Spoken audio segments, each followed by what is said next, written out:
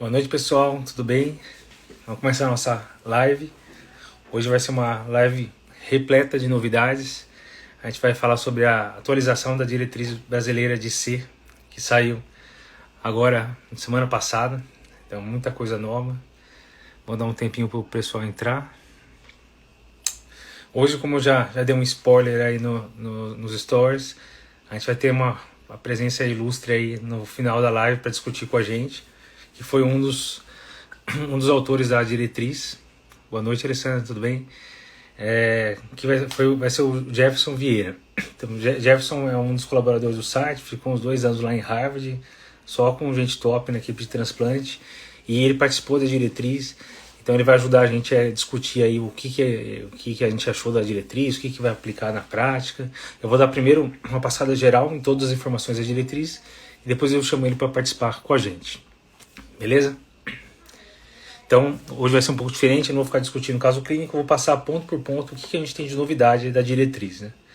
Então, a última diretriz brasileira de insuficiência cardíaca era de 2018, então de lá para cá a gente teve muita novidade, né? Todos os congressos têm um monte de trabalho em relação ao manejo, tratamento de C, então era necessário realmente um documento novo mostrando as recomendações. A gente teve no começo do ano já uma atualização da diretriz norte-americana, então a brasileira acabou seguindo alguns pontos da norte-americana e tinha alguma coisa que a gente já sabia por causa das evidências que foram surgindo. Então, vamos começar, sequência que está na diretriz. Então, começando a falar de C com fração de ejeção preservada.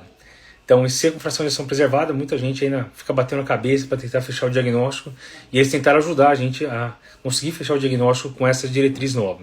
Então, o que eles colocaram na diretriz? Então, o que seria a recomendação classe 1 para os pacientes que você está pensando em C com fração de ejeção preservada? Quem são esses pacientes? É o paciente que chega com quadro de C, com dispneus esforços, edema de membros inferiores, com quadro tipo de insuficiência cardíaca, que você faz lá um eco e dá uma fração de ejeção acima de 50, desculpa. Então, acima de 50 seria preservada, abaixo de 40 seria reduzida, de 40 a 50 seria aquela intermediária que a gente vai comentar aqui também. Então, eu vou começar falando de C com fração de ejeção preservada, fração de ejeção acima de 50. Então, o que é a indicação classe 1 para esses pacientes? Pensando no diagnóstico primeiro. Então, seria a indicação classe 1 de eco, né? Um eco para avaliar a função diastólica, e BNP. Então, entra como indicação classe 1 a avaliação de BNP. O que mais que entra na diretriz para ajudar a gente a fechar o diagnóstico? Eles trazem 2 scores que podem nos ajudar a fechar esse diagnóstico. E os 2 scores entram com recomendação 2A. Mas é interessante usar na prática, que realmente pode nos ajudar a bater o martelo. Então, são 2 scores com nome parecido, o HFPF e o HFA-PF, que seria Heart Failure Association PF. Então, qual que seria a principal diferença entre os dois? É que o HFA-PF usa o BNP para poder fazer a avaliação. HFPF não utilizaria, então se você não tiver isso disponível, seria melhor utilizar o HFPF. Então, o HFPF é um mnemônico, só para falar aqui, então seria H2, né? Seriam 2 Hs, H de obesidade, de heavy, e o segundo H de hipertensão, F de fibrilação atrial, e o PF seria de hipertensão pulmonar, elderly, que seria idoso, e feeling pressures, que seria pressões de enchimento aumentadas no eco. Então tem uma pontuação para isso daí, que a gente consegue ver lá na diretriz, e você conseguiria determinar se a probabilidade do cara ter CFEP seria baixa, intermediária ou alta. Então, se for baixa, menor que 2, o HFA-PF também é menor que 2, baixa. Se qualquer um dos 2 scores der baixa probabilidade, beleza, afasta e CFEP. Se der alta probabilidade, o HFPF seria acima de 5, então 6 ou mais, e o HFA-PF acima de 4. Se vier alta probabilidade, e CFEP, beleza. E o limbo, quando dá lá de 2 a 5 no HFPF e 2 a 4 no HFA-PF. Quando você faz algum dos 2 scores e cai como risco intermediário, probabilidade intermediária, né, de CFEP. Na diretriz, a recomendação 2A seria para tentar fazer algum teste adicional para fechar como CFEP. E daí ele sugere fazer algum teste de avaliação da função diastólica no esforço, ou com ecocardiograma ou com estudo hemodinâmico. Então essa é a recomendação, nem todo lugar tem disponível, mas seria a recomendação deles. Então muitos pacientes, às vezes só com a história clínica, aplicando esse score, e se conseguir ter um BNP melhor ainda, a gente já consegue bater o martelo e definir como que a gente vai seguir esse paciente. Beleza? Isso tem na diretriz bonitinho lá, os 2 scores, eu acho que vale a pena para usar na prática. Então beleza, definiu o que é IC com fração de ejeção preservada, acima de 50. O que a gente teve de novidade no tratamento? Infelizmente, praticamente nada. Então mantém as recomendações de 2018. Então tratar esse CFEP não tem nenhuma droga que reduz mortalidade. Então vai ser usar diurético para tentar aliviar congestão, indicação classe 1, mas sem benefícios outros, além de aliviar sintoma. Tratar fibrilação atrial, isquemia miocárdica, hipertensão, que seria a doença que está levando à disfunção diastólica, também indicação classe 1. E as drogas específicas continuam, espironolactona. Então, resumindo o que eu falei até agora, que foi circulação de injeção preservada, eles só colocaram então BNP e o eco para avaliar a função diastólica e os dois scores, o score de HFPF e o HFA-PF para ajudar a gente no diagnóstico. É basicamente isso que teve de novidade na SC com fração de ejeção preservada e não teve nada de droga nova, não tem nada que vai mudar de forma radical aí o tratamento da SCFEP, infelizmente. Beleza, parece que está melhor, então vamos dar sequência. Erro não, ao vivo é sempre assim. Falando agora um pouquinho de C com fração de ejeção intermediária, que lá na Europa eles chamam de mid-range, seria a fração de ejeção entre 40 e 50. O que a gente vai fazer com esses pacientes com IC com fração de ejeção intermediária? Então, a gente não tem muito estudo, né? Tem muito estudo com IC com fração de ejeção reduzida, né? Que testa fração de ejeção abaixo de 40, de 35, e um monte com fração de ejeção preservada, acima de 45, 50, mas não tem um estudo específico com esse grupo de pacientes entre 40 e 50. Então, acaba extrapolando as evidências que a gente tem para fração de ejeção reduzida. Então, o que aparece na diretriz nova? Recomendação classe 2A, usar para esses pacientes o esquema que a gente usa para esse FER. Então, beta-bloqueador, bisoprolol, carvedilol, succinato de metoprolol, usar IECA ou BRA ou INRA também, que eu vou comentar especificamente, e espironolactona para esses pacientes. Então, recomendação 2A, baseado principalmente em extrapolação de evidência, para usar para esses pacientes. O que a gente tem de diferente aí no sacubitril valsartana, a gente teve o estudo Paragon, que foi um estudo com IC com fração de ejeção preservada, e o Paradigm, que foi um antigo, que mostrou superioridade ao IECA no cenário de IC com fração de ejeção reduzida. Então, eles juntaram esses dois estudos e formou um grande número de pacientes com um contínuo de fração de ejeção, desde reduzida até a normal. E eles viram que quando a fração de ejeção está mais próximo da reduzida, entre 40 e 50, e principalmente em mulher, parece que o sacubitril valsartana vai bem também. Então, apesar do Paragon, que foi com fração de ejeção preservada, ter sido negativo, parece que tem esse contínuo aí de benefício e talvez valesse a pena a gente utilizar em pacientes aí com fração de ejeção intermediária e por isso entra como recomendação 2A. Beleza? Então, basicamente fazer o que a gente faz para IC com fração de ejeção reduzida. Em relação a IC com fração de ejeção melhorada, isso aí geralmente eles não comentam, muita gente pergunta para a gente nos cursos, o que a gente vai fazer para o paciente que tem uma IC com fração de ejeção melhorada? O que é isso? É o paciente que chegou para você com uma fração de ejeção de 30%, você fez o tratamento certinho, deu IECA ou BRA ou INRA, mais beta-block, mais espironolactona, e o paciente melhorou. A fração de ejeção foi de 30 para 55, o paciente ficou assintomático, ficou tranquilo. O que a gente faz com os remédios desse paciente? Será que a gente pode tirar todos os remédios? Então isso que seria uma IC com fração de ejeção melhorada. É o cara que teve remodelamento reverso, melhorou a fração de ejeção. Então para esses pacientes, a conduta com indicação classe 1 aqui é manter todos os remédios. Então, a gente teve alguns estudos menores que testaram exatamente isso. O paciente melhorou bem a fração de ejeção, tira todos os remédios, eles dizem que a chance do cara voltar a ter disfunção ventricular é grande.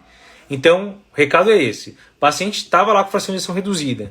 Você deu o esquema triplo, quádruplo, colocou INRA, colocou inibidor de SGLT2, melhorou a fração de ejeção. A ideia é não suspender essas medicações que têm impacto em sobrevida. Quer suspender furosemida, hidrocortiazida, outras drogas pode suspender, mas as que têm impacto em remodelamento e sobrevida, não retire. Certo? Indicação classe 1, manter esse esquema para quem tem IC com fração de ejeção melhorada. Beleza? Tudo tranquilo aí? Ainda se usa digoxina? Lilian perguntando. Utiliza sim.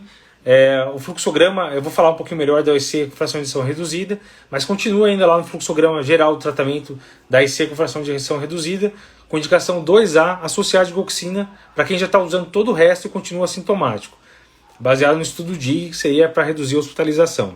Mas ainda se usa sim digoxina, mas não é mais droga de primeira ou segunda linha. As drogas que a gente vai utilizar primeiro são essas que vão reduzir desfecho, reduzir mortalidade. IECA, ou BRA, ou INRA, sacubitril valsartana, ou na verdade, beta-bloqueador, e espironolactona, e também considerar inibidor de SGLT2. Certo? Alex perguntando a frequência cardíaca, como fica nesse caso? Então, você vai ter que avaliar o paciente. O objetivo inicial é atingir dose máxima de beta-bloqueador. Se ainda tiver espaço, você pode considerar digoxina, que pode reduzir um pouco a frequência, ou ainda ivabradina, que se tiver uma frequência cardíaca acima de 70 com droga otimizada, você pode considerar associar também, baseado no estudo SHIFT. Então, vai depender muito do paciente. Realmente a gente tem muita opção aí para tratar os pacientes. Paciente com ICFEP tem espaço para bloqueador de canal de cálcio? Então, não tem nenhuma droga que muda a mortalidade. Não tem um estudo específico falando que bloqueador de canal de cálcio é bom para ICFEP. Mas se o cara tiver hipertensão ou tiver doença coronariana e você achar que cabe um bloqueador de canal de cálcio para controlar a doença de base, aí você pode utilizar. Não é como o ICFER que você vai utilizar porque diminui a mortalidade e tal. Seria usar um bloqueador de canal de cálcio, uma amlodipina, por exemplo, para controlar a pressão do paciente. Aí pode.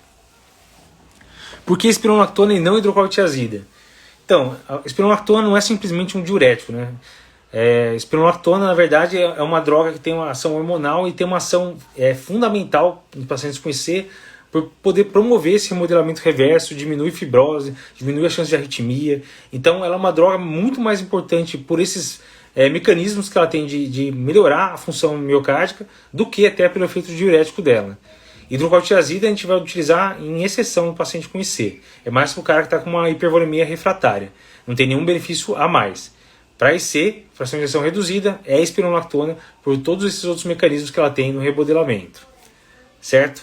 Continuando aqui, só para a gente não perder a sequência.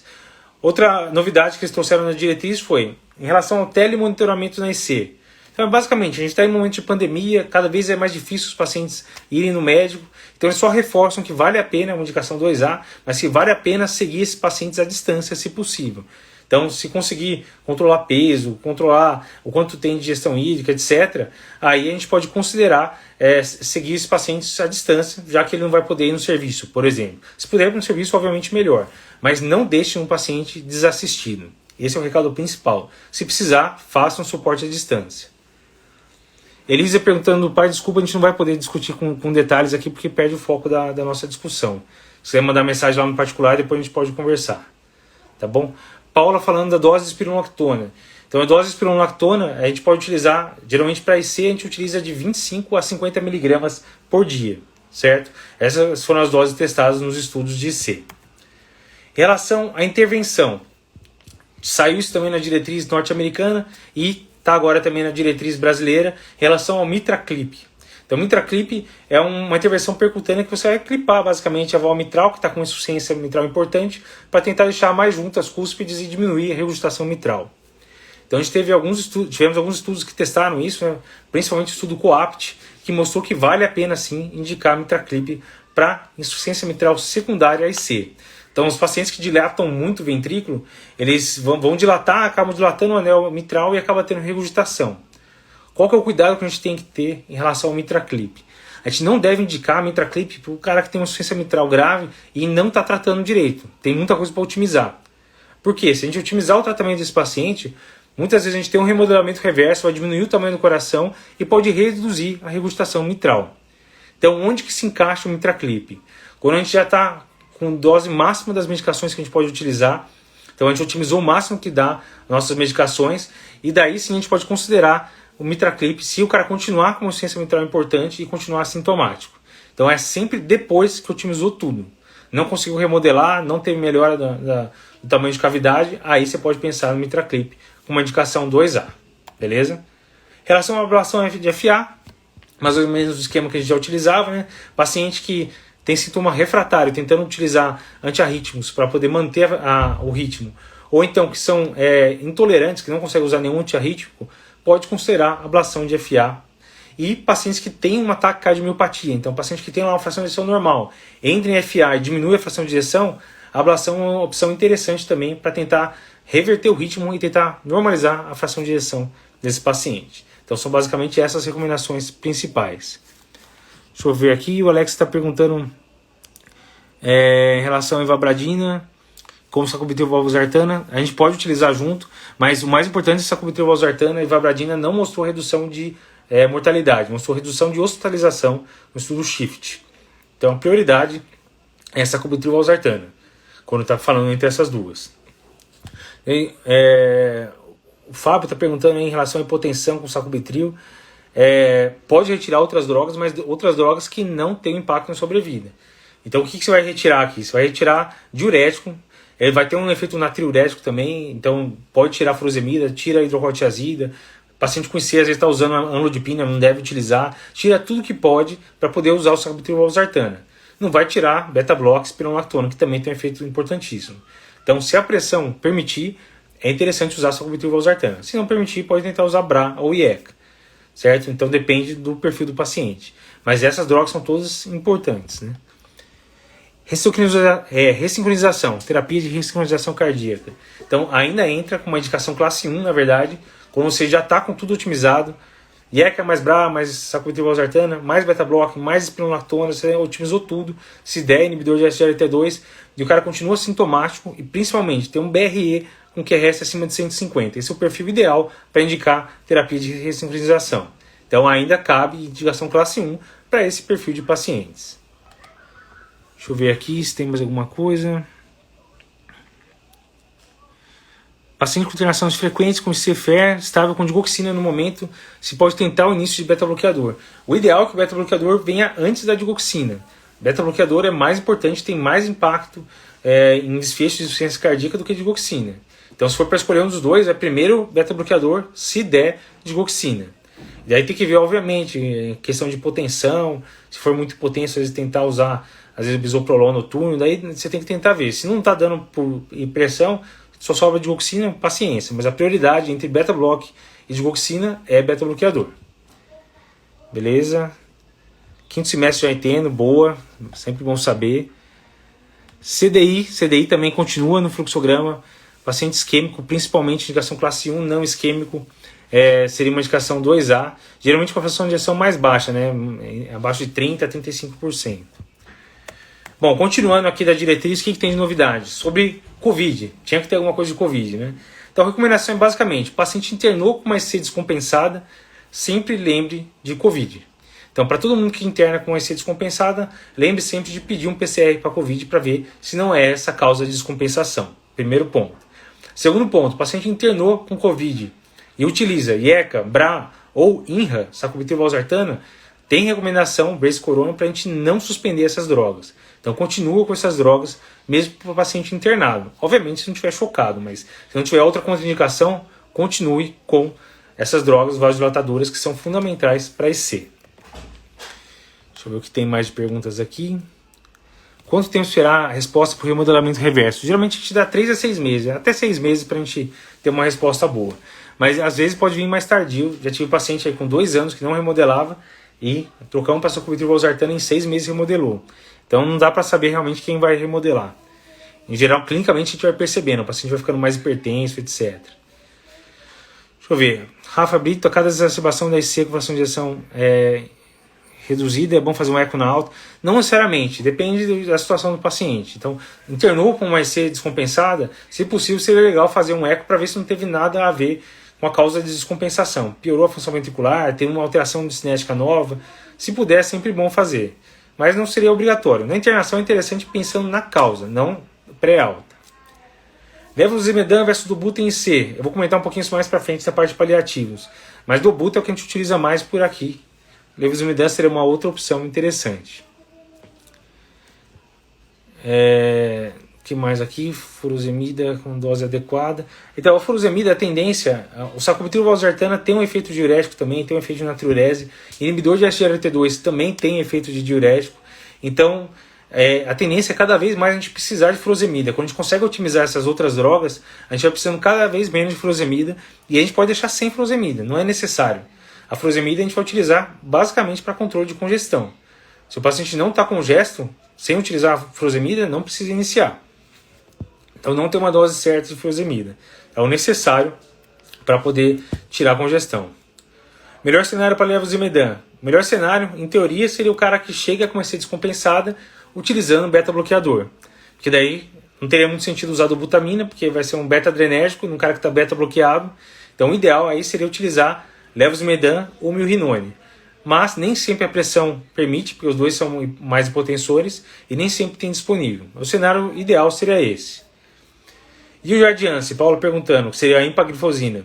Então, empaglifosina ou dapaglifosina teria indicação para praticamente todo mundo. Eu vou falar isso agora, que eu vou falar agora das novidades para IC-FER, para IC com fração de ejeção reduzida. Então, em relação à maior parte das medicações, não mudou nada. Então, IECA, BRA para quem é intolerante a IECA, beta-bloqueador, aqueles que a gente comentou, carvedilol, succinato de metoprolol, bisoprolol, carvedilol, succinato de metoprolol, estou viajando aqui, espironolactona, tudo isso aí continua indicação classe 1 na sequência. Ivabradina, para quem mantém a frequência cardíaca acima de 70, também uma indicação 2A, porque não teve benefício em mortalidade. Digoxina, baseado no DIG, indicação 2A. Hidralazina e nitrato, para afrodescendente, que ainda mantém uma pressão boa, apesar de todo o resto, indicação classe 1. Então ainda tem as mesmas recomendações da diretriz anterior. Ressincronizador para quem tem QS acima de 150 com BRE, também entra. CDI, tudo isso continua igual. Então isso a gente não teve novidade. O que a gente teve de novidade para IC com fração de ejeção reduzida? Então primeiro em relação ao sacubitril/valsartana, que é o Entresto. Sacubitril/valsartana na última diretriz já entrava com indicação classe 1 para quem já estava tomando IECA ou BRA, mais beta-bloqueador, mais espironolactona e continuava sintomático com uma fração de ejeção reduzida. Então isso continua. A indicação classe 1 foi exatamente o que foi testado no estudo Paradigm. Agora a gente teve duas novas indicações para sacubitril/valsartana. Uma delas seria uma recomendação 2A para iniciar para paciente virgem de tratamento, então o cara que nunca tomou IECA ou BRA, então entrar de cara, entrou com uma recomendação 2A. E outra recomendação foi para paciente com IC descompensada. Então o cara internou com IC descompensada, melhorou, usou Dobuta, Niprid, usou as medicações e acabou melhorando, saiu das drogas vasoativas, está pré-alta, está programando a alta, você pode considerar entrar com sacubitril/valsartana ainda na internação. Então essas duas novas recomendações vieram de dois estudos principalmente, que foi o Pioneer Heart Failure e o estudo Transition, que testaram nesse perfil. Então pacientes que não estavam usando nenhuma droga antes e pacientes que estavam internados antes da alta. Então é uma recomendação mais fraca, isso não foi testado no Paradigm, mas agora a gente já tem algum respaldo para considerar entrar de cara com sacubitril/valsartana para esses pacientes. Certo? Essa é uma alteração que também já tinha vindo na diretriz norte-americana e veio agora também na brasileira, para a gente ter mais uma opção. Deixa eu ver aqui comentários. Em relação ao Nebivolol, ele teve um estudo chamado Seniors, que testou desde pacientes com fração de ejeção reduzida até fração de ejeção preservada, e foi para pacientes idosos. Então teria uma evidência para IC com fração de ejeção reduzida, mas é uma evidência mais fraca do que a gente tem para succinato de metoprolol, bisoprolol e carvedilol. Então esses três são os beta-bloqueadores que a gente tem que utilizar. Nebivolol é caso de exceção e só para idoso. Então não tem a mesma força. Deixa eu ver aqui. Charles, Fábio perguntando se vai ficar gravado. Vai ficar gravado assim, a gente vai pôr no YouTube depois. Em relação à hipotensão com sacubitril/valsartana, perindopril seria uma boa opção. Se você não está conseguindo progredir, não tem outras drogas para retirar, tipo diurético ou alguma outra droga que seja hipotensora. Outra droga que é bom sempre perguntar é em relação à medicação para próstata, né? Muitas vezes o paciente começa a usar doxazosina, aquelas medicações alfa-bloqueadoras que são hipotensoras e às vezes atrapalham o nosso tratamento da IC. A gente não deve utilizar essas medicações no paciente com IC. Se não deu certo, você não vai utilizar mesmo essa sacubitril/valsartana, daí você pode tentar perindopril. Pode tentar perindopril começando 4, 8 mg por dia. Qualquer IECA você pode tentar numa dose mais baixa. Em relação ao Jardiance, deixa eu falar aqui. Então, eu já falei, então, sacubitril/valsartana foram essas duas novidades. Além da clássica, que a gente vai trocar IECA ou BRA por sacubitril/valsartana, agora a recomendação 2A, a gente pode também iniciar para paciente virgem de tratamento e para paciente internado depois que estabilizou. A outra grande novidade, que a gente teve vários estudos, foram os inibidores de SGLT2. Então, com a dapaglifosina, que é o Forxiga, e com a empaglifosina, que é o Jardiance, que eles estão perguntando aí. Então, seriam essas duas drogas que a gente teve estudos. Na última diretriz, em 2018, a gente só tinha o Empareg, que foi um estudo que testou com Jardiance, né, a empaglifosina, mostrando que reduzia a hospitalização. Então, a recomendação antes era basicamente, se o paciente for diabético, indicação 2A, considere usar a empaglifosina. Agora saiu muita coisa nova. Saiu DAPA Heart Failure, que foi um estudo que mostrou impacto em mortalidade, mesmo em paciente não diabético, então um estudo que fez muita diferença. E saiu o Emperor Reduced, que foi semelhante, só que com empaglifosina mostrou uma redução do desfecho primário aí de morte ou hospitalização por IC. Então agora a evidência mudou, realmente ganhou muita força utilizar inibidor de SGLT2. Para quem não conhece, é uma droga que iniciou como um antidiabético e a ação principal dela é perder glicose na urina. Vai bloquear então o SGLT2 e vai evitar então que a gente reabsorva a glicose no rim. Então vai perder mais glicose na urina. Então parecia que ia fazer só um efeito diurético. Então o efeito diurético melhora a congestão, beleza, mas parece que o negócio é muito mais complexo que isso. Porque mesmo para paciente não diabético, a gente está tendo um benefício em hospitalização e em mortalidade. Então entrou como mais uma droga com benefício em mortalidade. Então, teoricamente, a gente pode utilizar, o que saiu agora na diretriz? Indicação classe 1, utilizar ou dapaglifosina ou empaglifosina, Forxiga ou Jardiance, para pacientes então, que tenham EC, que já estejam com tratamento otimizado, IECA, BRA ou INRA, mais beta-block, mais espironolactona, você pode associar inibidor de SGLT2, uma dessas duas drogas, tanto para melhorar desfecho, que foi mostrado nos estudos, como para diminuir o risco de piora da função renal. A gente teve um estudo grande chamado DAPA-CKD, que mostrou que pacientes com alguma disfunção renal leve, a chance de piorar a função renal é menor em quem usa essas medicações. Então é um remédio que veio para ficar. É mais uma opção para entrar junto com os outros 4 que a gente vai estar utilizando aí, ou 5, né, se a gente considerar sacubitril e valsartan como 2 medicações. Beleza? Deixa eu ver o que tem mais de perguntas. Sérgio perguntando se idoso acima de 80 anos com ICFER, qual que é a dose usual de espironolactona? Ou tem muito risco de hipercalemia? Hipercalemia é um risco da droga, né, um diurético poupador de potássio, mas a gente deve tentar utilizar os pacientes. Então, o ideal, se você está com medo e paciente idoso é melhor ir com mais calma, é entrar com 12,5. Entra com 12,5 de espironolactona, se der, progride para 25, no máximo a 50. Às vezes 12,5 já é suficiente para um paciente acima de 80 anos. Mas tenta utilizar. E vai acompanhando o potássio, porque o benefício é muito mais do que o efeito diurético, como a gente falou. Ele tem muito benefício no restante, em remodelamento, fibrose, etc. Quais seriam as doses? Amanda perguntando, dose de inibidor de SGLT2 para IC. Então as duas doses são iguais. Forxiga, que é a dapaglifosina, a gente utiliza 10mg uma vez por dia.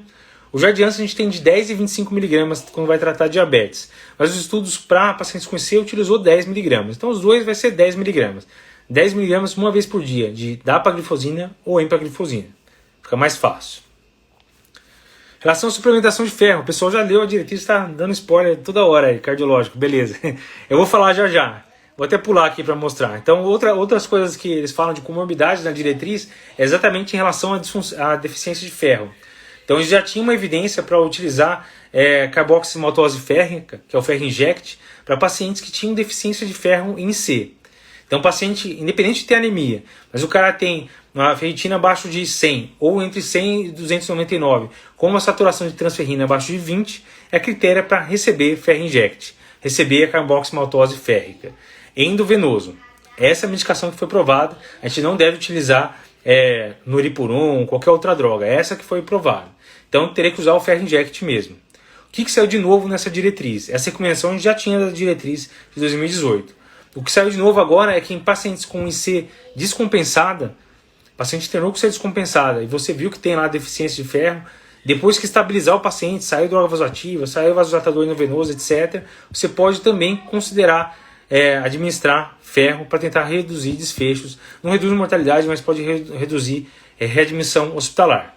Então essa é a novidade da diretriz, pode pensar em usar também paciente pós-IC descompensado. Mas está entrando sim os dois com combinação 2A, suplementação de ferro para esses pacientes. Perfeito. Turma do cardiológico aí. Sucesso. DAPA pode ser utilizado em dialítico? Em geral, não. O ideal é ter aí um clínico de creatinina geralmente acima de 20, que eles recomendam, né?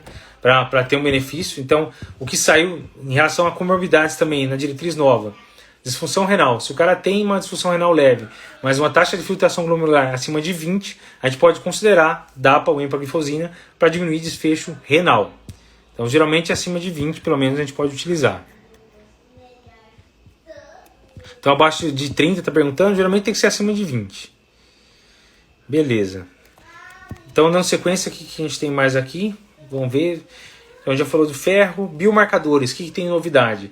BNP, o que teve de novidade nessa diretriz? A gente tem, então, continua a mesma coisa. Paciente com uma suspeita diagnóstica, indicação classe 1, você pode pedir BNP para diferenciar se é cardíaco ou não. Você pode pedir BNP para avaliação prognóstica, isso aí também continua igual, indicação classe 1. Agora tem duas recomendações diferentes, que entraram com a recomendação 2A. Primeiro, acompanhar o BNP, tentando objetivar um BNP normal, tendo uma meta de redução de BNP. Isso era a indicação classe 3 na última diretriz e agora entrou com uma recomendação fraca, uma recomendação 2B, baseada num estudo chamado GUIDED, que foi um estudo que testou isso daí, tentar melhorar a EC e ir acompanhando o BNP para tentar diminuir o máximo possível o BNP. Na minha prática eu não utilizo e eu acho que não tem muito sentido. Então a gente vai ter que otimizar as drogas independente das dosagens de BNP. Então isso é uma opinião minha, eu acho que não faz sentido ficar colhendo toda hora BNP, se você não vai mudar a sua conduta.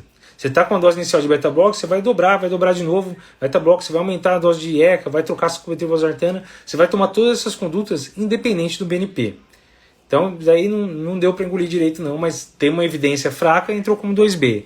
E uma recomendação 2A, que é para pacientes que você está com uma dúvida. Você acha que o paciente não está com gesto, parece que está indo bem, mas você acha que ele não está tão bem assim. Quando a clínica não está te ajudando de forma definitiva, você não sabe se o cara está tão bem compensado, você pode considerar pedir um BNP para ver se não está muito estourado e te ajuda a pensar numa hipótese que talvez você tenha que mudar mais coisa para esse paciente. Então, na dúvida diagnóstica, quando você está avaliando o paciente, você pode pedir o BNP também pontualmente para ajudar na sua decisão se você precisa tomar alguma conduta mais drástica ou não. Então foram essas duas novidades em relação ao BNP. Poderia pedir para guiar com uma evidência fraca 2B ou para te ajudar numa avaliação clínica que não está satisfatória só com a parte clínica. As duas coisas para mim de exceção. Principal, indicação classe 1 continua para o paciente que vai fazer o diagnóstico, que se está em dúvida diagnóstica e para avaliação prognóstica. Deixa eu ver se tem mais alguma coisa. Já eu chamo o Jefferson. Eu vou falar mais algumas coisinhas, vou entrar em choque cardiogênico, daí eu chamo o Jefferson. Foi até a parte que ele escreveu e ele sabe tudo do assunto, para ele ver o que ele achou da diretriz e dar a opinião dele. Então já eu chamo a estrela da noite. Rafa Brito perguntando, em pacientes que utilizam Entresto tem que pedir NT para o BNP? A gente tem até uma regrinha que a gente fala nos nossos cursos, né? Que a gente não pode pedir BNP para paciente usando Entresto, que é o sacubitril/valsartana. Por quê? O sacubitril é um inibidor de neopilzilina. Ele vai inibir a degradação do BNP. Então o BNP vai subir. Então o paciente vai ficar bem melhor com BNP alto. Então a gente não pode pedir BNP para um paciente usando Entresto. O que a gente pede para esse paciente? A gente pede o NT para o BNP. NT de não tem problema pedir NT para o BNP. É o nosso mnemônico para lembrar. Então o cara está usando o sacubitril/valsartana, tem que pedir NT para o BNP. Não pede BNP. Tá certo. Falando que conseguiu chegar só agora, vai ficar disponível no YouTube, sim, fica tranquilo. A gente põe lá no YouTube para você ver depois aí, Gui. Outra coisa, em relação à imunização. Continua a recomendação de vacinação anual para influenza e vacinação a cada 5 anos para pneumococo. Mas tem uma novidade. Várias análises de estudos, inclusive uma subanálise aí do estudo Paradigm, mostrou que fazer a vacinação anual para influenza, além de reduzir a chance de ter algum fator de descompensação, também conseguiu reduzir mortalidade. Então na diretriz agora entrou com uma recomendação 1 nível de evidência B, indicar vacinação para todos os pacientes com IC para poder reduzir mortalidade também. Então o pneumococo não mudou nada, para a influenza agora reduz mortalidade também. Então só reforça o que muita gente esquece, né? O paciente com IC grave a gente tem que lembrar de recomendar imunização. E essas duas são as principais. Beleza? Mais uma informação nova que eu acho que foi bem importante. E daí eles discutiram mais 3 drogas na verdade. Então, uma droga que a gente não tem disponível aqui ainda, que foi o vericiguat, que é um estimulador da guanilato ciclase. Saiu o estudo Victoria aí nos congressos também, parece ser uma droga interessante, principalmente para paciente com uma congestão refratária. A gente não tem disponível aqui no Brasil, talvez chegue em breve aí, mas não vai ser uma droga para todo mundo.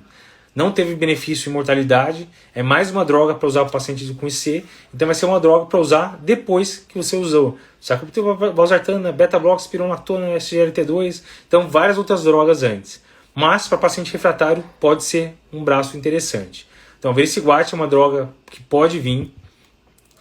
Paciente com amiloidose, estão perguntando. Você pode dar beta-block? Pode dar. A amiloidose comentou várias coisas na diretriz, é bem extenso sobre a amiloidose, é bem interessante. Para lembrar sempre de pensar em amiloidose, principalmente paciente com frações preservada, que tem ato muito grande, etc. E para paciente que tem um ICFER associado à amiloidose, pode usar beta-bloqueador. Você vai acabar utilizando o tratamento padrão se não tiver contraindicação, se não tiver bloqueio ato-ventricular, nada. A recomendação de uma droga nova na diretriz é o Tafamides, que é uma droga que a gente pode utilizar para pacientes que têm amiloidose por trânsito de retina, a TTR. Então, esse tipo de amiloidose agora entrou na diretriz de recomendação para a gente considerar usar o Tafamides, que é uma droga que age especificamente nesse tipo de amiloidose. É uma das 3 drogas novas aí. E a última droga nova que veio é o Mercantiv e Mercabil.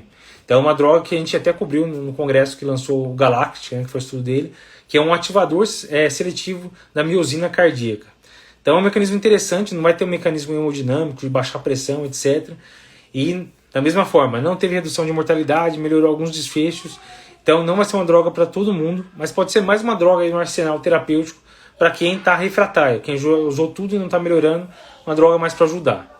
Também não está disponível ainda, talvez chegue no futuro aqui no Brasil. Falando um pouquinho de C avançada, e daí já chamo o Jefferson para bater um papo com a gente aqui. Então, eles utilizaram também o mnemônico que a diretriz americana usou, que é o I Need Help. Então, quando que a gente vai indicar um serviço de C avançada para o nosso paciente? Então, é só lembrar do mnemônico I Need Help. Então, seria we, né? I de inotrópicos endovenosos, o N de NIRA 3 ou 4, E, primeiro E do NID, edema persistente, segundo E de ejection fraction, fração de ejeção menor que 20%, D de choque por desfibrilador, H de hospitalização, pelo menos uma hospitalização no último ano, E de elevação persistente de BNP, é um sinal de mau prognóstico, L de lesões de órgão-alvo e P de pressão arterial sistólica abaixo de 90, paciente que fica persistentemente hipotenso e geralmente você não consegue otimizar a medicação.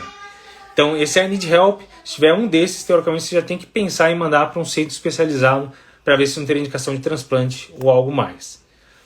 Em relação a cuidados paliativos, saem algumas coisas novas, principalmente em relação ao uso de inotrópico. Então, paciente que não tem indicação de transplante, não tem a indicação de dispositivo de assistência circular, o que a gente pode fazer por ele? Se o paciente estiver internando toda hora, a gente pode considerar utilizar o inotrópico para melhorar sintomas. Então não é aquele esquema, não tem o que fazer com ele, deixa ele morrer cansado, mal perfundido, etc. A gente pode considerar sim, pensando em qualidade de vida, e a dar inotrópico para esse paciente. E teve um estudo que saiu chamado Lionheart, que foi um estudo com levosimedan, que é uma coisa que a gente brincava desde a época de residência, lá 2009, 2010, lá no INCOR. Por que a gente não dá levosimedan? Levosimedan você dá uma dose que dura 24 horas e tem efeito aí por 1 ou 2 semanas. Né? Por que a gente não dá levosimedan e dá alta para casa pro cara? Esse estudo testou exatamente isso. Então, o paciente que não teria indicação de transplante, o paciente que está então lá no final de linha, com esse avançado, muito sintomático, será que a gente não pode dar levosimedan a cada 2 semanas? O cara vai lá, toma uma infusão de 6 horas de levosimedan e vai para casa. Daqui a 2 semanas volta. Eles fizeram esse trabalho, um trabalho pequeno ainda, mas mostrou que parece que diminui o desfecho, melhora a qualidade de vida, interna menos. Então, pode ser viável sim. Então, paliativo não é simplesmente abandonar o paciente. O foco é simplesmente dar conforto e inotrópico pode entrar como essa escala de dar conforto para o paciente. Em relação a catéter de artéria pulmonar, Swan-Ganz, que era muito condenado também, no INCOR eu passei muito Swan-Ganz, aqui em Sorocaba eu passei menos, mas todo mundo falava, não, Swan-Ganz não melhora nada, até pode aumentar mortalidade, teve estudo Escape que deu errado, etc. O que eles viram? Na verdade teve alguns estudos recentes, alguns grupos de choque, que testaram usar o catéter de artéria pulmonar, Swan-Ganz, mas com protocolos bem definidos de conduta. Então você vai utilizar, mas você vai utilizar fazendo uma conduta específica para cada achado. O cara está com débito cardíaco baixo, resistência vascular periférica alta, então você tem que passar o Swan-Ganz e ficar tirando medida. Então, por exemplo, lá na Cleveland Clinic, eu fiquei um mês lá em Cleveland, a enfermeira tirava o controle de Swan-Ganz a cada 2 horas. Tinha o tabelão lá de Swan-Ganz, a cada 2 horas tinha tudo. Observação, né? Tem uma enfermeira para cada 2 leitos lá, é outra realidade. Mas não adianta você passar um catéter de Swan-Ganz, eu já fiz isso algumas vezes, passei o catéter de Swan-Ganz, tirei algumas medidas, você otimiza do Buta, tira outra medida, daí você vai embora do plantão, você volta amanhã, no dia seguinte à noite, não usaram mais nenhuma vez. E daí não vai ter benefício nenhum mesmo, ficar só pendurado lá no Swan-Ganz não ajuda em nada. Então esse é o recado mais importante, você tem que ter um protocolo de conduta baseado nos achados do Swan-Ganz. Passou o Swan-Ganz, acompanha o paciente. Cada medida que você fizer, deu 500 de soro, reavalia o Swan-Ganz, entrou com nitroprusiato, reavalia o Swan-Ganz. Tem que acompanhar esse paciente de perto. E outro que entra com indicação classe 1 é para paciente pré-transplante, que a gente precisa ver a pressão de artéria pulmonar específica e um paciente grave que com certeza vai ajudar a manejar melhor. Beleza? Avaliação e qualidade de vida, exatamente. E Swan Ganz, a informação mais importante é que pode utilizar, se for utilizar, utilize de forma correta. É para utilizar avaliando os parâmetros. Beleza? Último slide antes de chamar o Jefferson aqui para dentro. Jefferson, espero que você esteja por perto aí. Vou procurar você em breve. É a classificação atual de choque cardiogênico. Então, eles criaram uma classificação de A até E do choque cardiogênico. Então, como que é essa classificação? Classificação A. A seria o paciente que está em risco de desenvolver choque cardiogênico. Então, é um paciente que teve um infarto de parede anterior extenso, que está com uma EC aguda. O Jefinho está aí, satisfação. Então, estágio A do choque cardiogênico é o paciente que está com risco de evoluir com choque cardiogênico. Ele ainda não está em choque cardiogênico, mas infartou toda a parede anterior, está com uma EC aguda, então é um cara de risco. Classe A. Classificação B seria o paciente que está B de está bem, né? O cara está bem, ele ainda não está com sinal de má perfusão, mas já está começando a ficar taquicárdico, está começando a ficar hipotenso, então é um cara que você já vai perceber que ele não vai evoluir bem. Então, a classificação B seria esse paciente que está entrando em choque cardiogênico. A C seria com hipoperfusão. Então, C do choque cardiogênico clássico. Então é o cara que já está precisando de dobutamina, está precisando de inotrol, está precisando de vasodilatador. É o clássico lá que a gente está na UTI utilizando. Todas essas medicações, né? D. Estágio D seria o cara que deu ruim. Então é o paciente que está degringolando, que está deteriorando. Então D é o paciente que está utilizando isso daí. Você está em dose máxima de dobuta, está com niprid e ele só piora. Então o cara está deteriorando. Momento a momento, deve evoluir mal se você não levar ele para transplante ou botar um dispositivo de assistência circulatória. E o E seria o choque cardiogênico extremo. É o cara que está em parada cardiorrespiratória, está tentando retirar, é o cara que está com o ECMO, é o paciente mais crítico possível. Então essa é uma classificação interessante para a gente utilizar, para entender em que ponto que nosso paciente está no choque cardiogênico. Beleza? Fábio perguntando quando que a gente vai encaminhar os pacientes para transplante. Daí você tem que, se tiver algum daqueles I need help, já vale a pena pensar em levar para um serviço de transplante. E daí tem que ver qual que é o mais perto da sua cidade, da sua região. Então o ideal é sempre ter algum parâmetro para saber para onde encaminhar. Eu vou chamar o Jeff aqui. Jeff, para quem não sabe, foi meu R+, lá no Encore, então tive muito... Deixa eu ver se ele consegue entrar aqui. Vixe, deixa eu voltar aqui. Jeff, o Jefinho, né? Que a gente, ele tá falando que você precisa ter uma versão mais atualizada no Instagram. Tenta baixar uma versão nova no Instagram e volta aí que eu te espero. Então tenta sair aí e baixar uma versão nova no Instagram para ver se eu consigo te chamar. Beleza? Você não deve usar muito Instagram, né? Faz um século que você não deve entrar no Instagram e agora não estão aceitando que eu te chame aqui não. Então tenta baixar aí que eu vou continuar falando aqui umas coisas. Sensacional, né? Quem que não usa o Instagram atualmente, meu Deus do céu? O Jeff é um cara sensacional, né? Quando eu era R2 de cardio lá no Encore, ele era estagiário do transplante e ele se destacou para variar, né? Acabou seguindo esse caminho lá com um dos melhores serviços de São Paulo e acabou indo para Harvard, ficou 2 anos lá, cheguei a encontrar ele lá. Realmente o Jefferson é espetacular, é um dos caras que mais manja de C aí que eu conheço. Eu vou esperar ver se ele consegue reinstalar aí o Instagram dele. Eu vou só falar algumas coisas de amiloidose que a gente teve aqui também na diretriz. Tava muito ocupado escrevendo diretrizes, exatamente, né? O cara trabalha demais, né? Tem filho pequeno, né? É compreensível, até melhor nem usar muito Instagram mesmo. Vou dar problema em casa depois. Mas eles focaram na diretriz, se vocês forem ver, eles começam falando bastante de circulação de injeção preservada e depois eles falam bastante de amiloidose. É interessante porque a amiloidose realmente, cada vez mais a gente tem percebido que é uma doença que a gente tem esquecido. Então eles dão algumas dicas para paciente, eu vou discutir, não tem erro não. Eles dão algumas dicas para a gente pensar em amiloidose. Primeiro, paciente acima de 65 anos, que aparece com uma EC com fração de ejeção preservada, pense em amiloidose. O cara que você está tentando dar vasodilatador, IECA, BRA, sacubitril valsartana e não tolera, alguém perguntou aí se vale a pena dar beta-block. Muitas vezes eles não toleram mesmo. Então é mais um alerta. Será que esse cara não tem amiloidose? Síndrome do túnel do carpo. Isso é pergunta clássica de prova. O cara chega com síndrome do túnel do carpo e tem uma fração de ejeção preservada. Tem que pensar sempre em amiloidose. Rotura do tendão do bíceps, polineuropatia, tudo que possa ser amiloidose a mais entraria aí. E no eco a gente tem que lembrar de algumas coisas clássicas, né? Então, primeiro, uma hipertrofia uma câmera cardíaca que não é muito grande, mas geralmente tem uma hipertrofia ventricular e tem uma hiperrefringência, como se o músculo ficasse mais branco no ecocardiograma. Tem uma hiperrefringência. E geralmente tem átrios muito grandes, que é típico de uma miocardiopatia restritiva, né? E outro achado típico é quando você faz o strain, tem lá aquela cereja do bolo, né?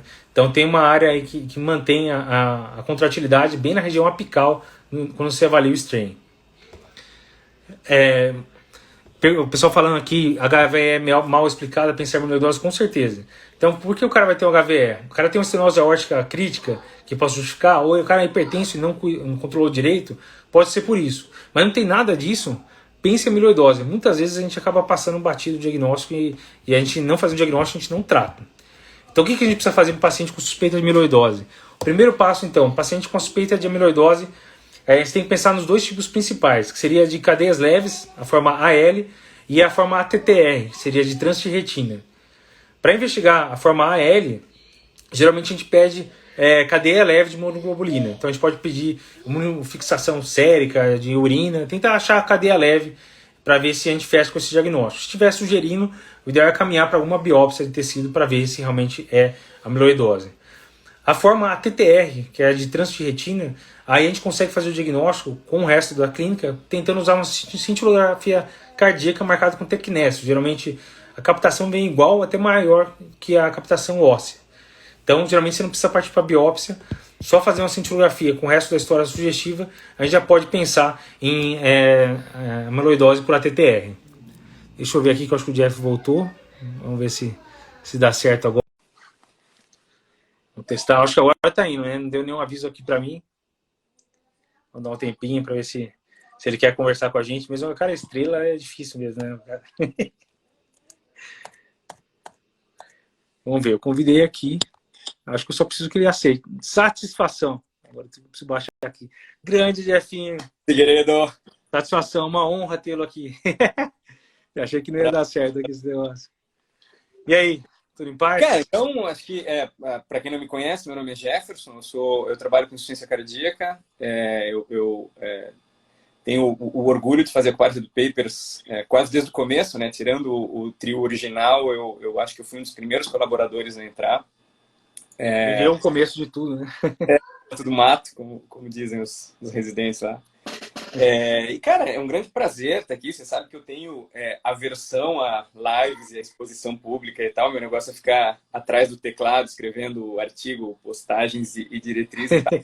Mas tem uma razão muito especial de estar aqui hoje. Primeiro é a diretriz, que foi Cara, é indescritível você fazer parte de uma diretriz. Acho que mesmo quem não se envolve com pesquisa, se tivesse oportunidade algum dia na vida de fazer parte de uma diretriz do aprendizado, que essa diretriz em particular, eu tinha participado da outra, como autor. Além de autor, eu entrei também como membro do comitê revisor, então foi espetacular, sabe, você ter a oportunidade de ficar ali junto com Edmar Bock, Fernando Bacal, a doutora Nadine, Salvador Hassi, doutor Tinoco, enfim, se eu for ficar falando o nome de todo mundo, eu não paro hoje. Você aprende só uma mosquinha voando ali na sala, você já estava aprendendo. Então, interagir com eles, cara, é uma coisa fenomenal. Então, essa diretriz deu um baita prazer de fazer. Uma outra razão de eu estar aqui hoje, apesar de evitar lives com toda a minha força, cara, é um negócio que é bem gratidão. Desde que eu voltei, você sabe que eu voltei há pouco tempo para cá, e os residentes do Hospital de Coração de Messejana, eles têm sido fenomenais, assim, me receber de volta. A transição está sendo super suave. Eu tenho um prazer de ir para o hospital todo dia, o engajamento e a dedicação do pessoal.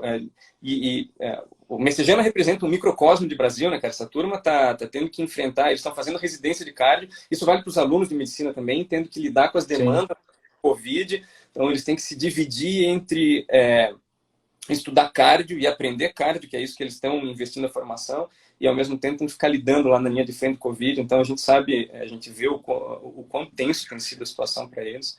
E a turma é super empolgada. Vai falar, o Cardio Papers vai falar da diretriz, como é que o senhor não vai aparecer? O senhor tem que aparecer e tal. Então estão aparecendo. Sensacional, e uma honra você poder participar, sabendo dessas suas dificuldades aí com a CAN. E uma coisa, em relação à diretriz, a gente sabe que a diretriz era fundamental, né? Aconteceu muita coisa nova nesses últimos 3 anos, então IC não é uma diretriz que consegue fazer e daqui a 10 anos faz outra, porque é muita coisa nova, todo congresso é um monte de coisa diferente, né? O Cara, que você acha de recado principal aí dessa diretriz? O que sabe que você é acha muito que vai bacana, mudar cara? mais nossa prática? O que é muito bacana é que a nossa diretriz de 2018, ela saiu depois da europeia e da americana, né? A americana de 2013 foi atualizada em duas partes, atualizaram um pedaço no final de 2016 e outro pedaço no começo de 2017, e a europeia de 2016. A europeia até Sim. eles lançaram um consenso de especialistas da Sociedade Europeia de Insuficiência Cardíaca. Alguns autores são os mesmos da diretriz, até atualizando algumas coisas, mas não em forma de recomendação, mas em forma de sugestões.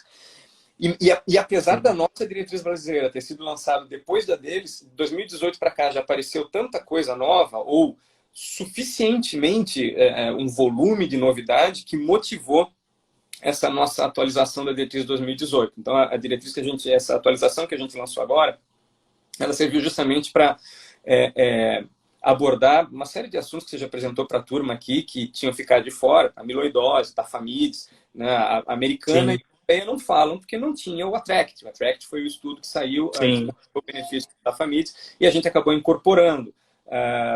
Coapt Mitraclips também não tinha, então você não tinha indicação de tratamento para insuficiência mitral funcional, porque o outro estudo que tinha, que era o Everest, que tinha saído antes, tinha tido um resultado ali meia boca e tal, ficou na dúvida, mas nas análises de subgrupo do Everest foi que saíram o MITRA-FR e o COAPT. O MITRA-FR e o COAPT, eles inclusive têm resultados divergentes. E aí, acho que o pessoal foi aprendendo qual que era o perfil ideal para indicar um Mitraclip, né? Que não é para ficar indicando precoce. Isso é uma coisa muito bacana. O MITRA-FR e o COAPT, eles aparentemente têm resultados divergentes. Mas quando você senta e compara as populações de cada um dos estudos, se surgiu um conceito novo de proporcionalidade da dilatação ventricular versus regurgitação mitral. Então, os pacientes do MITRA-FR tinham um perfil de mais dilatação, você tem dilatação do anel com dilatação ventricular. Então, já era um grupo de doentes que já estava um pouquinho além do benefício de você clipar as boceladuras ali da mitral. Já os pacientes do COAPT, eles tinham um perfil em que eles tinham uma dilatação de anel que era muito maior, proporcionalmente falando, do que se esperaria pela dilatação ventricular. Então, é um perfil de paciente muito específico para se indicar o Mitraclip, que é um perfil de paciente que ele tem que ter uma regurgitação grande, com um anel alargado, com um ventrículo não tão dilatado. E isso a gente não colocou na nossa diretriz, essas especificações, se você for ver a nossa diretriz, a gente tem que ser discutido com o Heart Team. Justamente para pensando muito no que o Cardio Papers faz, que vocês fazem, na questão de prova de título e tal, então para a gente não falar uma coisa diferente do que a Sociedade de Válvula tinha falado no final do ano passado. Sim. E a válvula deixa assim, eles não entraram em detalhes, e fica também a sugestão de que você deve buscar o Heart Team. Então, a ideia é essa. A missão do grupo do Heart Team é justamente identificar quem são esses candidatos, que são os candidatos respondedores ao Mitraclip. Então, a gente quis tentar fazer uma diretriz ágil, mas que não ficasse só no nicho do especialista em insuficiência cardíaca. Que disse generalistas. E uma das perguntas que alguém fez aí, que é muito bacana, é assim, quando indicar para o centro de transplante, né, para o centro de ser avançado? Então, a resposta foi perfeita. I need help. E a gente teve esse cuidado, inclusive, foi debatido nas plenárias se a gente traduziria o mnemônico, I need help, o Lapa, que adora mnemônico, os mnemônicos do Lapa. Então, veio um pouco diferente, né? Quando saiu a diretriz norte-americana, eu fiz um resuminho do I need help e tal, e vocês mudaram algumas coisas para ficar mais aportuguesado, né? Perfeito. Achei muito legal. São os mesmos critérios do I need help da americana.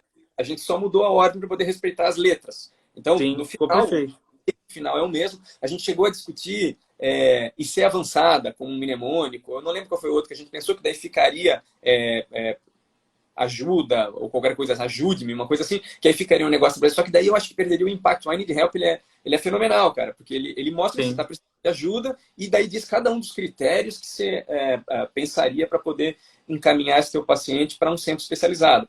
Mas centro especializado, você está falando de transplante? Não, cara, não é. Eu não estou falando de transplante, é especializado. É uma coisa que a gente vê com muita frequência. Pequenos não são erros. Você vê que até o indivíduo sabe o que ele está fazendo. Você vê que ele sabe, que ele estudou insuficiência cardíaca, mas são às vezes pequenos detalhes que são conhecimento de nicho. Então, às vezes, vou dar um exemplo. E desculpa se eu estiver falando demais, por favor. Não, perfeito, pode mandar ver. Está na diretriz, mas que eu tenho observado com frequência, que é a história do beta-bloqueio. E a gente fazia isso muito no Encorse. Lembra que antes mesmo da ivabradina, a gente dava com frequência o carvedilol de 50 duas vezes para os pacientes mais gordinhos, às vezes nem necessariamente os pacientes gordinhos, mas é porque ele ainda não estava beta-bloqueado. Sim. E o conceito de beta-bloqueio, ele é válido, ele é forte, mas a gente sabe que o objetivo não é a frequência cardíaca necessariamente, é a dose-alvo. Então, o pessoal tem ao misturar esses dois conhecimentos, acaba tendo uma noção equivocada de que se o paciente já está com uma frequência de 60, mas ainda está com um carvedilol de 6,25 duas vezes, você pode parar, porque ele já está beta-bloqueado. E, na verdade, não é. A gente tem que bater nessa tecla. Isso não está na diretriz, mas extrapolando e tal. Sim, sim. Mas essa é a diferença de quem trabalha com isso todo dia, né? É uma coisa que é de nicho, como você falou. O cara que está todo dia lá sabe que isso vai fazer diferença. Por isso é normal. Sim. Perfeito, cara. Porque tem coisas ali que o cara vai dizer, pô, mas precisa encaminhar para o especialista, isso aqui é coisa que eu sei fazer. E é um movimento que a gente tem feito, e de novo, não é para reserva de mercado, nada disso, é para o bem dos pacientes. É um movimento que a gente tem feito junto à sociedade, de criar, reconhecer a especialização, o especialista em insuficiência cardíaca. Eu fiz a minha residência em insuficiência cardíaca numa época que era só em Coro, pouquíssimos centros no Brasil tinham residência em insuficiência cardíaca. Hoje você já tem outros centros que dispõem dessa... Não é uma residência, é uma especialização. Então você já essa especialização, mas ainda sem o devido reconhecimento como um especialista em insuficiência cardíaca. Então tudo bem, vamos supor que não exista formalmente o especialista, mas existem centros especializados em insuficiência cardíaca avançada. E às vezes você acha que o teu paciente está otimizado, mas sempre tem alguma coisa para fazer. Você sempre dá para dar uma empurradinha a mais. Sim. E o Jeff, acho que falta um minuto para fechar. Você quer voltar para falar mais um pouquinho, não? Eu falo demais, né? Esse é o meu. Não, eu tô pensando em fechar a live e abrir de novo. Porque daí você fala com calma aí, que você tá falando muita coisa legal aí. Não vou perder o gancho. Coisa bacana discutida. Eu acho que teve ali uns 2 pontos onde travou o negócio, que desencadeou discussões homéricas, assim, de novo, espetacular de ver. Grupo seleto de profissionais que tinha lá. Por exemplo, eu acho que uma das discussões mais compridas foi colocar a dapaglifosina, ou EMPA, enfim, as glifosinas na primeira linha de tratamento, né? Os 4 pilares da insuficiência cardíaca, que é um conceito que também está ganhando bastante força nos... Jess, vamos fazer isso? Vamos sair e voltar? Porque daí eu quero perguntar sobre EMPA glifosina, que eu tinha essa dúvida para perguntar para você. Tem mais coisas para perguntar. Esses aplicativos de juventude aí eu vou ter que...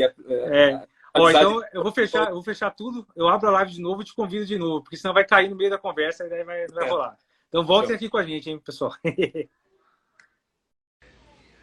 Voltamos. Uma certa dificuldade. Eu sou amigo do Jeff em relação a mexer em Instagram aqui. Vamos esperar todo mundo voltar aí, que eu quero só tirar mais algumas dúvidas pra gente fechar, antes da gente finalizar a live. Desculpe a demora aí. Jeff entrando, deixa eu convidar aqui já.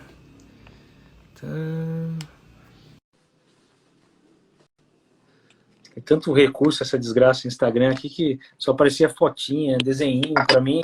Não achava o botão pra voltar ao vivo agora. Os aplicativos da juventude aí eu não entendo não, cara. Da época do Orkut. Valeu ter voltado. Eu já te libero, eu não vou te perturbar muito não. Eu queria saber uma opinião em relação a essa questão da glifosina, que você levantou a bola. Porque assim, o Emperor Reduced não tem um benefício de mortalidade isolado, como o DAPA, e teve aquele trabalho do McMurray falando de entrar com primeira... Não foi trabalho, na verdade, foi uma opinião dele, né? De entrar com primeira linha, com inibidor de SGLT2, mais beta-block, depois você vai para INRA, depois você vai para o spinolator e tal. Eu imagino que o pessoal deve ter quebrado a cabeça aí para definir o que quer sair na diretriz, né? No fluxograma. Conta aí os bastidores. Vou te dizer que com relação a escolher EMPA ou DAPA, eu esperava mais bagunça. Eu, pessoalmente, acho que é efeito de classe, me parece efeito de classe. Você já tem o solo, né, com a sotaglifosina, que é inibidor de 1 e 2, mas que tem um efeito ali no mesmo sentido. Então, na minha opinião, está se desenhando um negócio de efeito de classe. Tá? Então, mas eu achei que fosse ter alguma discussão. Por exemplo, aí se você for entrar no mérito de que a EMPA teve um resultado ali parecido com a ivabradina, que reduziu o desfecho composto, mas quando você foi avaliar o secundário, reduziu a hospitalização, mas não reduziu morte. E a ivabradina, pessoalmente, eu gosto, mas eu sei que ela tem uma certa resistência de uso e tal, porque não reduziu mortalidade. Então, eu estava esperando algum tipo de confusão com relação ao EMPA vezes DAPA, mas não teve. Parece que o consenso geral do board ali de especialistas foi que era isso, que parecia efeito de classe, que não precisava fazer linhas diferentes para você colocar DAPA numa linha, EMPA na outra, daí CANVA na outra, a canaglifosina na outra, porque ela acaba entrando no paciente diabético como para prevenção, né, na tabela de comorbidades. No final, isso não teve confusão. O que teve confusão foi justamente, foi antes dessa publicação do McMurray sobre colocar beta-bloqueador e glifosina logo de cara e depois ir colocando o resto. Mas antes dessa discussão, na montagem do fluxograma, houve bastante debate a respeito de... A gente montou 3 fluxogramas. Um que a gente colocava... Um que foi esse que saiu na diretriz, então foi aberto para votação. Um que foi esse que na diretriz, que era o bloqueio triplo, que é o que a gente já conhece, colocando em trecho... Entrando no INRA como 2A, né? Esse aqui eu vou texto, porque só tenho que fazer igual. Eu vou fazer igual o Lapa. Tudo que o Lapa faz, eu vou fazer igual. O Lapa fala que não tem conflito de interesse, eu vou dizer que não tem conflito de interesse. Então, eu não tenho conflito de interesse. Entrou em texto lá amarelinho como 2A. O inibidor da ECA continuou verde como 1. Então, se você for ver no nosso fluxograma, ficou assim. Então, a proposta era a terapia tripla, que a gente já conhece. E no paciente que persistisse sintomático, entraria ou a glifosina ou o sacubitril valsartan, interesse, enfim. Um ou outro. E até a gente colocou uma caixinha de pai. Sim, eu vi. Tanto faz. Não tem esse caminho intermediário aí, né? Não tem assim, vou colocar primeiro o sacubitril valsartana para depois colocar a glifosina ou vice-versa. Aí existia uma outra figura, que era uma figura mais modernosa, bonitona, que era um ciclo que ficou super bonita, que a Fabi fez, que era um ciclo com as drogas circulando em volta. E depois, coincidentemente, saiu um outro estudo com uma figura muito parecida, que eu diria que teriam até plagiado da gente se não tivesse publicado essa. Mas o pessoal achou que era interna, pouco intuitiva, que era bom a gente ficar no básico. E uma terceiro fluxograma que colocaria a DAPA-glifosina, ou as glifosinas lá em cima, né? DAPA ou EMPA. E aí é que foi a briga, cara. Foi uma briga... Sim, colocar lá em cima, igual o INRA, como um amarelinho, 2A. Colocaria, já colocaria ponto verde, indicação 1, já de cara. Sim. É de cara. Inclusive porque as glifosinas entraram como 1A. Sim. Como 1A. E a discussão foi que, tanto no DAPA-HF quanto no EMPEROR, as glifosinas, em ambos os estudos, entraram no paciente que já estava no top do tratamento da insuficiência cardíaca, com uma terapia adicional, add-on que eles falam, né? Então, você adiciona depois. Aí, inclusive eu, cara, vou te dizer que eu era um dos que inicialmente votei nessa da terapia tripla inicial e na entrada da glifosina depois. Mas alguns dos colegas fizeram uma argumentação que no final acabou me convencendo. Que os próprios estudos com Rails e depois os estudos de eplerenone e tal, eles também já tinham uma terapia prévia com beta-bloqueador inibidor da ECA e os antagonistas de receptor mineralocorticoide entraram depois. Sim. Entraram lá em cima também com indicação classe 1. Exato. Então, se na a gente está colocando os mineralocorticoides em cima, a gente poderia colocar, então, as glifosinas em cima, seguindo o mesmo raciocínio, sendo que a evidência de benefício de desfecho composto foi fantástica. O problema disso, cara, a gente até estava tendo hoje de manhã o clube de revista lá do Messejana, foi sobre o DAP. A gente falou exatamente sobre isso. O problema disso, quando você coloca já coloca de cara lá em cima, você acaba meio que tem toda uma questão financeira, né? Você obriga os hospitais de SUS... O cara é obrigado a entrar com o inibidor SLT2, e aí não tem ainda disponível em muito lugar. Então, eu sinceramente, eu sou fãzaço do McMurray, assim. O McMurray, ele, no final do ano passado, a gente teve, não sei quem teve a oportunidade de assistir, mas foi fenomenal, um summit, o Heart Failure Summit, que foi um simpósio online de insuficiência cardíaca. Em cada grupo dos autores da diretriz apresentaram aulas sobre as suas respectivas capítulos, né, itens da diretriz. Então, a gente falou sobre ICFEP e o inibidores de SGLT2. Então, ICFEP, a gente falou sobre o Paralax, que tinha acabado de sair, que era um estudo que avaliou também valsartana em pacientes com a fração preservada, e os resultados do EMPEROR, comparando com o DAP, e a gente chamou, e o McMurray foi, cara. Então, foi muito bacana. Foi uma sensacional. Sociedade Brasileira de Cardiologia que você tem hoje, o cara que é bambambam bam, bam de publicação em insuficiência cardíaca internacional. Então eu sou fãzão do McMurray, mas eu não sei, eu achei que ele foi um pouco, talvez... Sabe, quem sou eu para questionar o McMurray? Eu não sei se... Não, acho que ele levantou uma bola, porque não foi um estudo comparando nada com... Ele levantou uma bola que talvez a gente esteja fazendo errado e que a gente tivesse que chegar na terapia quádrupla ou quíntupla em um mês e não em 6 meses. Acho que foi mais para lançar uma ideia que vai ter que ser testada aí. Tem um outro conceito, inclusive, dos 4 pilares em 4 semanas, que eu também acho meio agressiva, mas que é isso, é você otimizar as 4 drogas, ou pelo menos entrar com as 4 drogas, não necessariamente otimizar, porque às vezes não dá tempo, mas entrar com as 4 drogas e que em 4 semanas, de forma a acertar com as 4. E no SUS, às vezes, é difícil, bem difícil a gente conseguir fazer isso, ter retornos para você conseguir ter o paciente utilizado ao longo dessas 4 semanas. De todo jeito, eu acho que... você botar a glifosina com beta-block lá em cima para deixar de entrar o resto depois, eu acho que é uma questão muito individualizada, cara. Eu acho que o Dr. João fez um comentário muito bacana. Esse dia a gente estava conversando sobre isso, o João Davi, do Messagendo. Ele falou, cara, é o CIBS. Né? Do CIBS 3, há muito tempo atrás. Quando não tinha o CIBS 3, a gente não sabia. Sim, é com o beta-block primeiro. O inibidor da ECA primeiro. E aí o que o CIBS mostrou? Tanto faz. O importante não é quem entra primeiro, é quão rápido você consegue otimizar as doses de ambas as medicações. Então não interessa, se o paciente ainda está congesto, você não vai entrar beta-block, você vai entrar um vasodilatador que vai cair super bem. Então você vai entrar o inibidor da ECA, ou sacubitril, valsartan, que seja, na época, inibidor da ECA. E, por outro lado, se o teu paciente ele está muito hipotenso ou está com alguma doença renal, está com disfunção renal, você nesse momento não pode entrar um inibidor da ECA, você vai entrar o beta-bloqueador. Tanto faz quem você vai entrar primeiro. O objetivo é se atingir a dose alfa. Então, acho que está se desenhando um negócio parecido com o que era o CIBS. Assim. Sensacional. E aí, mais algum comentário final em relação à diretriz aí? Acho que você já comentou bem aí. Acho que os principais são daí. Acho que tem muita coisa que a gente vai utilizar na prática, né? Que quem talvez não acompanhe direito aí os congressos, às vezes não está ligado na como mudou as evidências aí, tanto para INRA como para SGLT2. Então, acho que a diretriz veio para realmente bater o martelo que tem que se atualizar, não dá para ficar parado na insuficiência cardíaca, né? Perfeito. Deixa eu ver se tem alguma dúvida aí. Galera quer perguntar alguma coisa? Todo mundo amando o Jeffinho aí. Palmas. O cara arrasa corações, é sensacional. Sem mais dúvidas, né? Quer falar mais uma coisa, Jeff? Senão a gente já finaliza aí. Cara, só que é um prazer fazer parte do Papers. Eu não me canso de falar isso. Acho que vocês criaram é monstruoso. Uma das residentes nossa, uma residente ótima que estava passando comigo no mês passado, comentou que ela nem queria fazer cardiologia, mas o marido dela, que acabou fazendo, que queria cardiologia, fazia cardiologia, estudava pelo Papers, assistia as lives e os podcasts, as postagens, e ela acabou se apaixonando por cardiologia por conta da empolgação do marido com Cardio Papers. Cara, isso é animal, né? Não tenho o que dizer, a gente é suspeito para falar, mas se fosse por nós, aí todo mundo estaria prestando cardiologia. A gente vai zoar o mercado lá na frente. Né? Mas pra gente é apaixonante, eu acho que a gente consegue transmitir isso pro pessoal, né? Então, não tem erro, só alegria.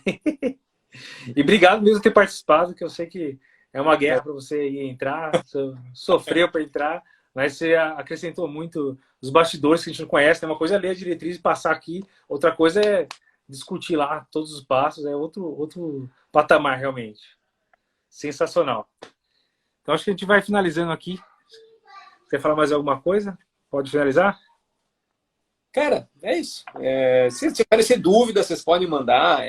Acho que tinha um WhatsApp, acho que não tem mais, tem um grupo de conversas. Então, dúvidas que aparecerem sobre a diretriz, cara, se vocês quiserem ter um link não, direto. Tranquilo, encaminho para você.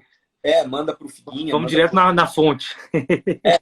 Prazer responder qualquer dúvida sobre essa diretriz. De novo, eu tive um grande prazer em participar dela. Eu gostei muito do produto final, desse trabalho que a gente fez. Então, tudo que a gente puder ajudar, por favor, podem mandar. Perfeito. E parabéns mesmo, que ficou um negócio objetivo e trazendo a informação que precisava.